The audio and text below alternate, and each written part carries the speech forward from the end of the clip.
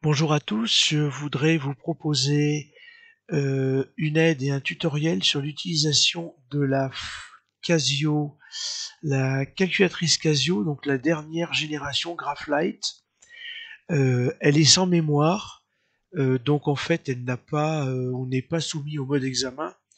En revanche, elle va être limitée au niveau de ses possibilités, ce qu'il va falloir éventuellement, on va avoir besoin de ruser.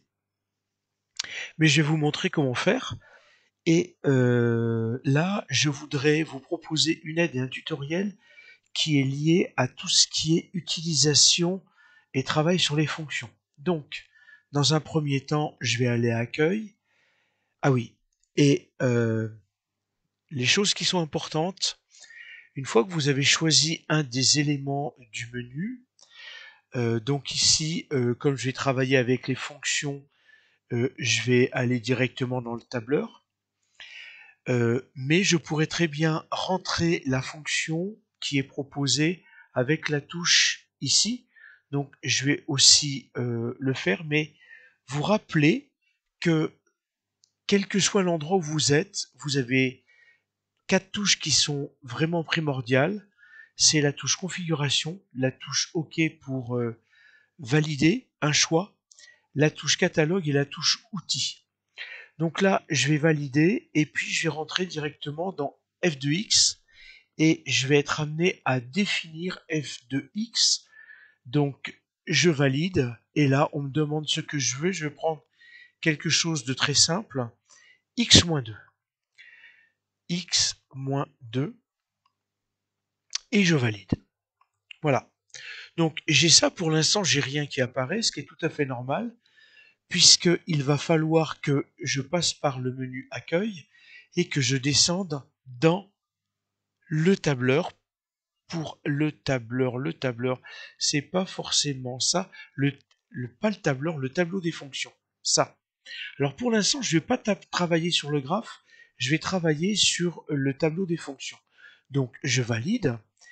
Alors, il est possible que pour votre première calculatrice, vous n'ayez pas ce tableau-là, ce que j'ai déjà manipulé. Je vais vous remettre en mode initial. J'arrête 2 secondes l'enregistrement pour vous montrer normalement ce que vous devriez avoir. Donc je reprends, je me suis remis en mode de présentation par défaut, hein, en sortie d'usine.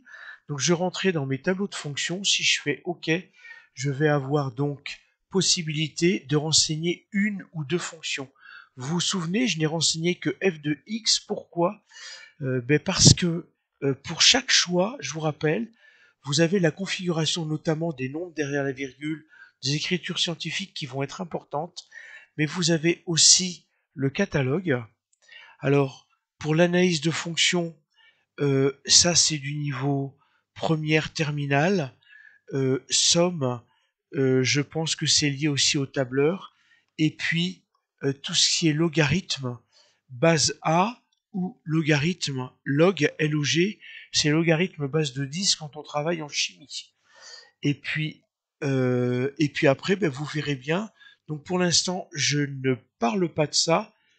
Si je veux parler des outils maintenant, je vais avoir les plages du tableau, je vais y revenir, mais c'est là où vous pouvez, plutôt que d'utiliser la touche F2X, vous pouvez définir F2X et G2X, mais ça m'intéresse pas. Mais je vais aller à type de tableau. Et à type de tableau, si je fais OK, vous voyez, j'ai le choix entre F2X et G2X, ou que F2X, ou que G2X. Comme je n'ai qu'une fonction pour l'instant, je vais n'en présenter qu'une, et donc je vais choisir F2X. Je reviens en arrière, et je vais aller, donc j'ai défini normalement F2X, vous vous souvenez, c'est x-2, et si maintenant je demande le tableau, j'ai rien, c'est tout à fait normal, parce que dans les outils, il va falloir que j'aille à la plage du tableau.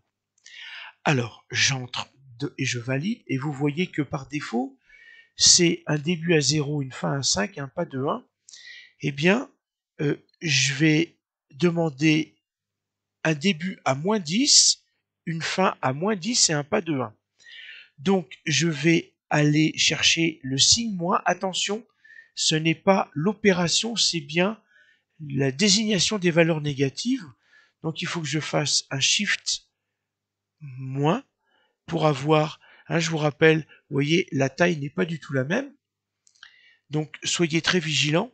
J'ai dit 10, je valide, la fin en 10 et un pas de 1. Et donc, ça veut dire quoi? Ça veut dire que dans mon tableau, les valeurs de x vont commencer à moins 10, puis moins 9, moins 8, moins 7, puisque j'ai un pas de 1. OK? Donc, un pas de 1. Alors, si je veux éviter, je peux directement passer là où je veux. Et puis ensuite, je vais exécuter. Et vous voyez, comme je vous ai dit, j'ai un pas de 1 et de moins 10, moins 9, moins 8. La fonction étant x moins 2. Moins 10, moins 2, ça me fait moins 12. Moins 9, moins 2, ça me fait moins 1, etc. Et je vais avoir la possibilité de descendre un petit peu ou beaucoup dans mon tableau. Et je vais jusqu'à 10. Alors, pour affiner les résultats, il serait peut-être intéressant, au niveau de la plage du tableau, de partir à moins 10, d'arriver à 10. Donc je ne vais pas toucher à ces valeurs, mais je vais demander un pas de 0,5, un pas de 1,5. Vous avez vu, je n'ai pas appuyé sur le 0, mais si je fais OK, la calculatrice comprend, elle m'a mis 0,5, 0,5 et je lui demande une exécution. Et vous avez compris que de moins 10, je passe à moins 9,5, moins 9, moins 8,5, puisque j'ai un pas de 0,5, un pas de 1,5. Je vais encore aller plus loin et je vais demander un pas de 0,25, un pas de 1 quart. Donc je suis toujours dans la plage du tableau, je descends au pas, et là je demande un 0,25. Je valide, j'exécute, et là j'ai erreur de plage.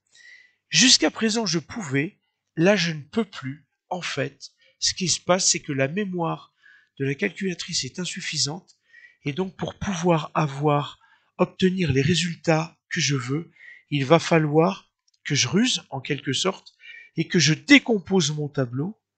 Donc je reviens en marche arrière et mon début, si je le veux à moins 10, la fin, il va falloir que je la demande à 0. En effet, si je demande maintenant donc un pas de 0,25,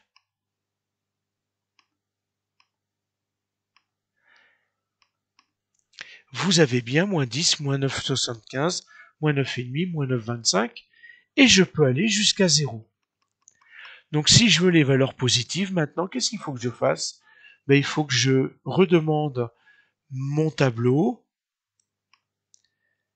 Donc ici, dans les outils, dans la plage du tableau, et que je parte maintenant de 0, que j'aille jusqu'à 10, et j'exécute, et là vous voyez je suis à 0. Donc attention, si vous avez besoin de beaucoup de valeurs, eh bien la seule possibilité que vous allez avoir, c'est de décomposer votre plage. Donc on a vu la décomposition de la plage du tableau, on a vu qu'on pouvait définir f de x ou g de x, donc on peut définir le tableau. L'édition, je vous montre, c'est si vous avez besoin d'avoir une ligne particulière. Alors après, une chose que vous pouvez, qui peut être intéressante, c'est que si vous demandez si vous demandez donc le type de tableau, on a dit que c'était f de x, on a défini les plages du tableau. Donc ici, si je descends jusqu'à exécuter, eh bien je peux valider, OK. Et puis, si je veux aller à moins 10, moins 9, ce que je peux faire, c'est taper ici moins 10, entrée, et vous voyez, j'ai moins 10, moins 12, et si j'appuie sur exécuter à chaque fois, eh bien, je vais avoir mon pas, et donc j'ai pas besoin de tout retaper. Voilà, je voulais vous montrer cette petite subtilité-là. Je m'arrête là pour l'instant. J'estime que si vous avez acquis et compris la logique de la calculatrice, ce sera pas mal. Ensuite, il va falloir envisager le tracé.